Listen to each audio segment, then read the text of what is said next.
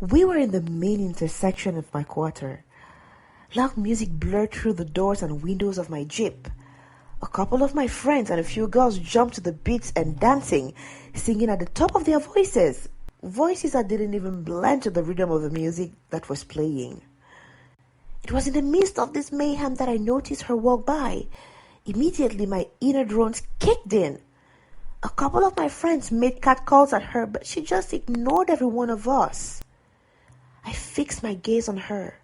She seemed to glow, very beautiful even, but there was something different. I don't know what. However, I reminded myself that had been the case with the last 30 girls or so that I had been out with. They always had something different. This girl wouldn't be an exception, I told myself as I watched her walk past me. Hi, I am Brandon. Well, everyone knows me as Brandon, but my name is actually James. I don't like the name James. I like Brandon. It sounds more romantic. Everyone knows that I get every girl I want in this quarter. Everyone who comes around must pass through me. Based on my interactions with girls, I am what you'd call the king. I usually get the girls around and all the new girls have to pass through me. This girl seemed to have just come into town. I haven't seen her face around. As I watched her walk past, the drive to chase burned in me. My nerve endings stood to the ends. My heartbeat raced and anxiety made me jump, anticipating the thrill I'll feel after I conquer her. Though I had 3 girls flanking me on the hood of my car, I made a silent plan to investigate on her. Who is she? I asked one of the girls. Oh, she's the new girl in town, the first one said. I heard her dad is a colonel. He just got transferred, the other one put in. But you don't need to worry about her. You have us, the third girl added, turning my face away from the new girl towards them. I could swear that from the corner of my eyes, the new girl cast a glance at me. I convinced myself that this is surely something I'd have anytime soon. What is it about her? I asked myself. I don't know, but I will discover. Wouldn't be the first time though. So her dad is a colonel. Well, I don't care. All I need is for the ritual to continue. My method was simple. Ignore them while others chase them to have a taste. Ignore them. Find the right opportunity to locate them, then finally walk past without uttering a word. They'll find a way to get to you later. Works every time. I think there's something about my eyes or my looks. Maybe how I walk. I don't really know, but it has worked on all the other girls I went out for as long as I could remember. Talking about them, they are all in the same quarter. When I'm not driving, I can literally hear their whispers when I walk past by. Oh damn, I feel like the king for reals. It's been 2 or 3 days since I last saw her. Today might be my lucky day. I was in the same spot I had been 2 or 3 days ago when she approached me. I looked at her. Our eyes met and I felt it again, that same strangeness. I felt the hair on my skin rise on alert. Now it was not just the desire to be with her. There was something more.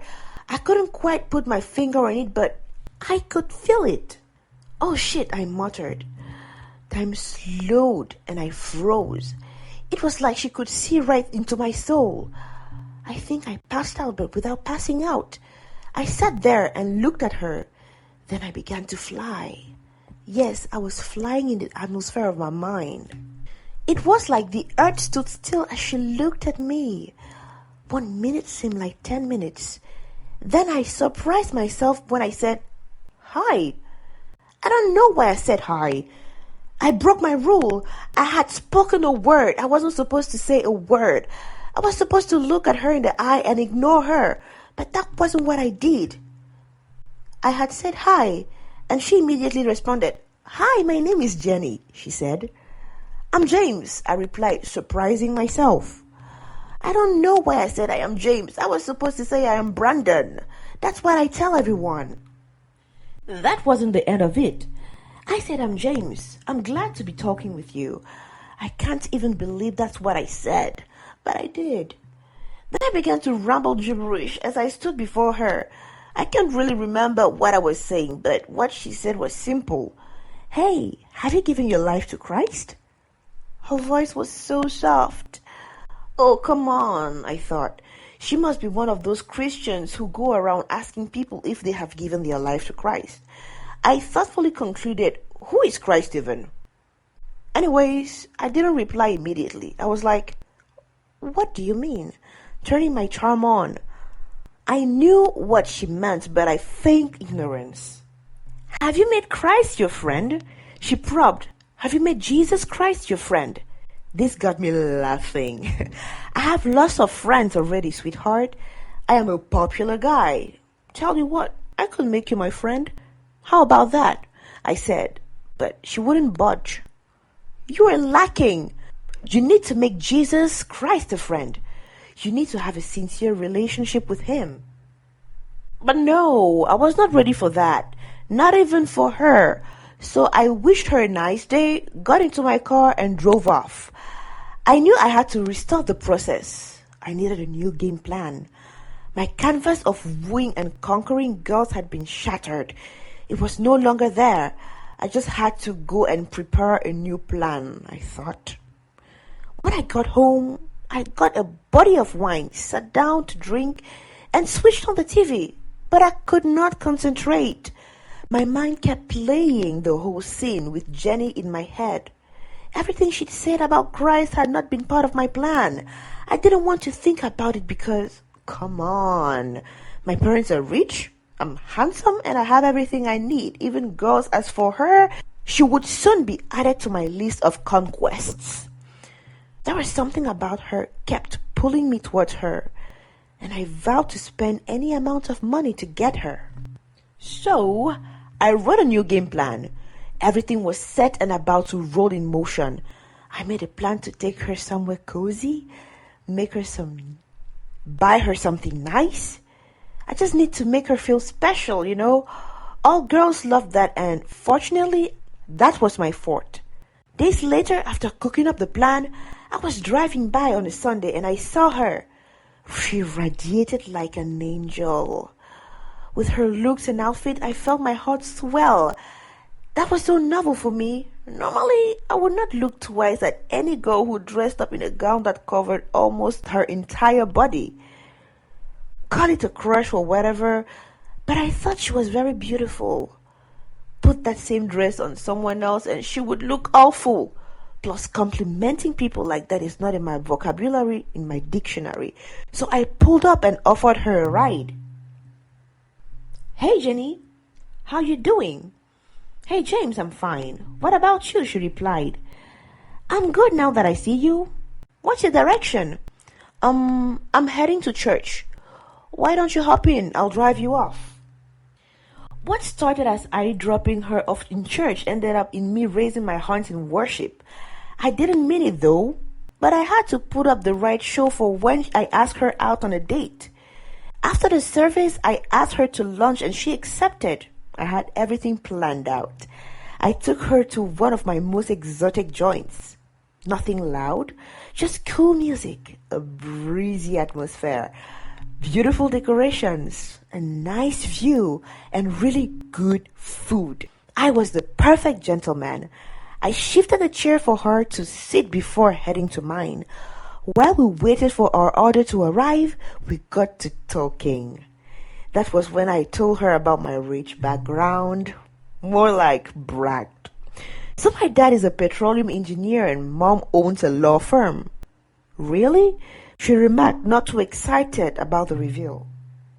Yeah. Matter of fact, we'll be spending the Christmas vacation in the Caribbean. Mom and Dad promised me a vacation. Would you like to come? Thanks, but I'll pass on that offer. My plans of impressing her seem futile. Maybe I need to try harder. Just then, food arrived.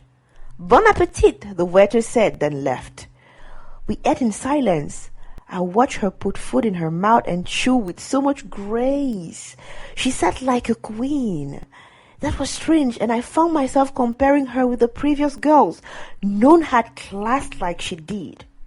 When it came time to pay, she insisted we split the check and paid for her meal. Disappointment flooded my body. This girl was being a hard nut to crack. So much for being nice, I thought, but this just fueled my desire to have her more. On the ride back, she kept steering the conversation away from her to Jesus. You never told me anything about yourself, I remarked. You never asked, she responded. Ask and it shall be given to you. What? I don't understand. It's a verse of the scripture, she said. Ask anything from God in the name of Jesus and he will give it to you. But I have everything I need. My parents are rich. I am the coolest kid on the block. I have cars to my name. Though I'm still just 18. Girls literally fawn over me. So what could I want more?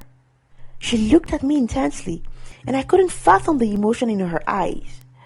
Oh, James, that's a very shallow way of looking at life. The picture is bigger than what it looks, she quipped in. What do you mean? I asked. Instead of answering, she asked me to pull over. My stop is just right there. I pulled over and she got out. But before she left, she said something that stayed with me as I drove off. Money cannot buy everything. I pray you discover that before it gets too late. Thanks for the lunch and thanks for your time, she said rather softly and began to walk away. She always spoke softly. Jenny, I called from the car. Will I see you again? She turned and smiled at me, shrugged her shoulder and said, Maybe. I stayed in the car and watched her walk off into the darkness that swallowed her. 1 week later, it's been a week since my date with Jenny. 1 week and it feels like forever. I have never seen her nor been able to keep in touch. She had rambled my mind that day with all her talk about Jesus and I had forgotten to take her number. I miss her so much. It hurts. Nothing was going well. I yelled at our housemates. I was rude to my friends. Hell, I even stopped hanging out with them. Mom had flown Dad abroad for his usual checkup, so this house remained a hollow space for me as well as my heart. I was mad at myself. I was mad at the world. I was mad at everyone but for Jenny. Oh, Jenny. How could I have forgotten to collect her number? I began to reminisce our time together that Sunday. I smiled at the memory and zoned out. I remember the way she chewed her food, her straight back and regal pose. I remember our conversation. Will I see you again? I asked her. Maybe, she responded. Her response echoed in my mind. Maybe, maybe, maybe. Then it clicked. That's it. I immediately grabbed my car keys on the table and rushed to church. Hope bombarded my thoughts as I drove to church. She's a church girl. She will surely be in church, I concluded. About 10 minutes later, I was at the church compound, but it was deserted. Then I recalled that today is a non-service day, so I headed to her house. Thank God I had researched it. I drove to her house. I simultaneously knocked at the door and rang the bell, calling out her name. Jenny, Jenny. I knocked at the door and rang the bell. Jenny, Jenny. I raised my hand to knock, but someone opened it. My hand remained suspended in the air and I saw a good-looking man, tall, lightly gray hair, and a firm athletic body. Jenny bore a strong resemblance to him. This must be her father, I figured out. Good day, sir. Hello, son. Who are you looking for? He asked. Jenny. Are you a friend of hers? Yes, but she has never mentioned you to me. No, it's complicated. Complicated, huh? I was really getting uncomfortable at the way he assessed me from head to toe. Sir, can you tell me where she is? I'm sorry, son, she's not around. She went for a teen camping something with the church. Oh no, I thought of giving up, but I was saved by a car horn. I heard a couple of voices outside their gate. Judging from the look on Jenny's dad's face, I could tell he had heard voices too. We turned and stared at the gate. After a while, we watched the gate open, and I saw the most beautiful girl I had ever seen in my life walk in. It was Jenny. Gone were the gowns. She now wore a pair of grey tights, slim-fitting white t-shirt, and a pair of running shoes. She tied a pink bandana on her hair, slung a small sports bag around her shoulders, and pulled a small valise into the compound. I opened my arms to hug her, but she passed under my arms and went towards her father. I watched her jump and hug her father. I wish I had my parents with me, just like she had her dad. For a while I became invisible as she highlighted a few activities at the camp. We went hunting, racing, we had a dance competition, and even went on a group therapy. Then we prayed, studied the word, and gave our experiences on our journey in Christianity so far. Her dad cleared his throat. Honey, your friend? Jenny looked at me keenly, till I felt she would deny me. Her dad is a colonel. Would he lock me up if she denies knowing me? Then she shocked me. Yes, Dad, he is. Relief filled my nerve endings. Then she introduced us. Dad, meet James. James, my dad. We shook hands. Dad, he's the soul I was telling you about. Then a friend of my daughter is my friend too. Come inside. He ushered me in. I was all smiles walking into their place. I felt wonderful, knowing she had spoken about me. That meant she had been thinking of me. As if she heard my mind, Jenny spoke and playfully swiped my arm. Yeah, I've been thinking about you in my prayers, moron. And we both laughed. Strangely, that was the beginning of a true friendship with Jenny. We spent a lot of time talking, either at her place or mine. We laughed a lot too. We shared funny stories, and I even stopped cussing. She would sometimes preach to me, and sometimes I'd fall asleep. Funny, right? But I got to know Jenny more, and the lust I had for her earlier turned into genuine concern and care. I got to learn that her mom died after giving birth to her. Jesus Christ had been her anchor all these years. I enjoyed Jenny's company, and as soon as I found myself becoming a regular attendant to church, despite spending time with Jenny in church, I found it difficult to let go of my previous relationships. Regularly, I had to choose whether to hang out with friends or attend church meetings. But thank God I had a rethink most of the time. It's been 3 months, 5 days, 8 hours, and 19 minutes plus since I met Jenny. But who is counting? And it has been a goodbye to the wild life I lived. Truly, some people come into your life to stay. Jenny was not only an exception, she's the reason that least got burned. Jenny and Jesus Christ.